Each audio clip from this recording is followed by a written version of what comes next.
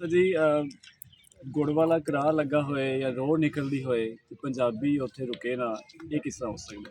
ਅਸੀਂ ਉਹ ਪਕੌੜੇ ਔਰ ਸਮੋਸੇ ਖਾ ਕੇ ਵਾਪਸ ਆ ਰਹੇ ਤੇ ਰਸਤੇ 'ਚ ਇੱਥੇ ਹੀ ਭਗਤਪੁਰ ਸਟਾਪ 'ਤੇ ਹੀ ਹੈ ਭਾਈ ਯਾਰਾਂ ਨੇ ਲਗਾਇਆ ਕੜਾਹ ਲਗਾਇਆ। ਇੱਥੇ ਤਾਜ਼ਾ ਗੁੜ ਔਰ ਤਾਜ਼ਾ ਸ਼ੱਕਰ ਮਿਲ ਰਹੀ ਹੈ। ਇਹ ਤੁਸੀਂ ਦੇਖ ਸਕਦੇ ਹੋ। ਕੀ ਰੇਟ ਭਾਅ ਦਾ ਦੇ ਰਹੇ ਹੋ? 300 ਰੁਪਏ ਕਿਲੋ ਤੁਹਾਨੂੰ ਮਿਲੇਗਾ ਜੀ ਗੁੜ ਵੀ ਔਰ ਸ਼ੱਕਰ ਵੀ। ਕਿ ਸ਼ੱਕਰ ਨਹੀਂ, ਸ਼ੱਕਰ ਵੀ ਔਰ ਗੁੜ ਵੀ ਤੁਹਾਨੂੰ ਇੱਥੋਂ ਤਾਜ਼ਾ ਬਿਲਕੁਲ। ਤੁਹਾਡਾ ਗੁਜ਼ਰ ਹੋਏ ਇੱਧਰੋਂ ਕਿਲੇ ਹੁੰਦੇ ਆ, ਜਦੋਂ ਤੁਸੀਂ ਮੀਆਂ ਵਾਲੀ ਬੰਗਲੇ ਜਾਂਦੇ ਹੋ ਜਾਂ ਮੀਆਂ ਵਾਲੀ ਬੰਗਲੇ ਤੋਂ ਕਿਲੇ ਵੱਲ ਜਾਂਦੇ ਹੋ, ਇੱਥੇ ਬਿਲਕੁਲ ਅੱਡੇ ਦੇ ਉੱਤੇ ਭਗਤਪੁਰ ਅੱਡੇ ਦੇ ਉੱਤੇ ਕੜਾਹ ਲੱਗਾ। ਤੁਸੀਂ ਇੱਥੇ ਰੁਕ ਕੇ ਬਿਲਕੁਲ ਗੁੜ ਔਰ ਸ਼ੱਕਰ ਖਰੀਦ ਸਕਦੇ ਹੋ। ਅਸੀਂ ਹੁਣ ਟੇਸਟ ਕਰਨੇ ਥੋੜ੍ਹੀ ਰੋਹ ਵੀ ਮਿਲ ਸਕਦੀ ਜੀ। ਅੱਜ ਕੱਲ੍ਹ ਖੀਰ ਬਣਾਉਣ ਵਾਸਤੇ ਬੜਾ ਪੰਜਾਬੀਆਂ 'ਚ ਟ੍ਰੈਂਡ ਹੁੰਦਾ। ਪਿੰਡਾਂ ਥਾਵਾਂ 'ਚ, ਸ਼ਹਿਰਾਂ ਦੇ ਲੋਕ ਤਾਂ ਘੱਟ ਹੋ ਗਏ ਨੇ, ਲੇਕਿਨ ਪਿੰਡਾਂ ਥਾਵਾਂ 'ਚ ਹਲੇ ਵੀ ਲੋਕ ਜਿਹੜੇ ਨੇ ਉਹ ਖੀਰ ਬਣਾ ਕੇ ਰੋਹ ਦੇ ਉੱਤੇ ਦਹੀਂ ਪਾ ਕੇ ਸੁਬਾਹ ਸੁਬਾਹ ਖਾਣ ਦਾ ਇੱਕ ਅਲੱਗ ਹੀ ਮਜ਼ਾ ਹੁੰਦਾ। ਇਹ ਕਮਾਦ ਵੀ ਖੁਸ਼ੀ ਹੈ ਪਿਆ ਇੱਥੇ। ਖੈਰ ਟੇਸਟ ਕਰਨੇ ਆ, ਫਿਰ ਵੇਖਦੇ ਹਾਂ ਕਿਸ ਤਰ੍ਹਾਂ ਦਾ ਟੇਸਟ ਇਹਨਾਂ ਦਾ ਹੈ ਜੀ। ਸਾਨੂੰ ਬਰਾਓ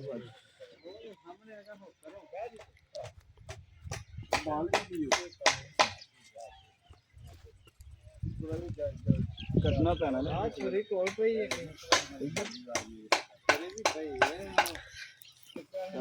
जी सर।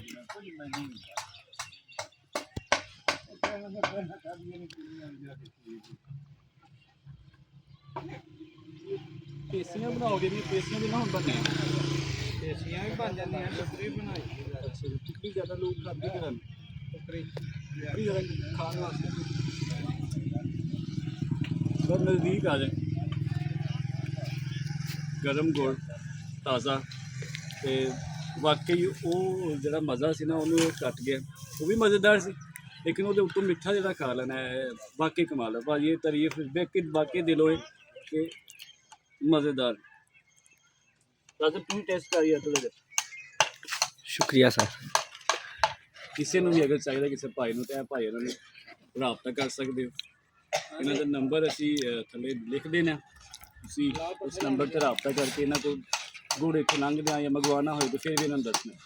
ਰੋਹ ਮਿਲ ਜਾਏਗੀ, ਗੁੜ ਮਿਲ ਜਾਏਗਾ, ਸ਼ੱਕਰ ਮਿਲ ਜਾਏਗਾ। ਬਹੁਤ ਸ਼ੁਕਰ ਹੈ ਜੀ। ਇੰਸ਼ਾਅੱਲਾ ਅੱਗੇ ਚੱਲ ਕੇ ਤੁਹਾਨੂੰ ਇੱਕ ਨਵੀਂ ਚੀਜ਼ ਮਿਲੇਗੀ।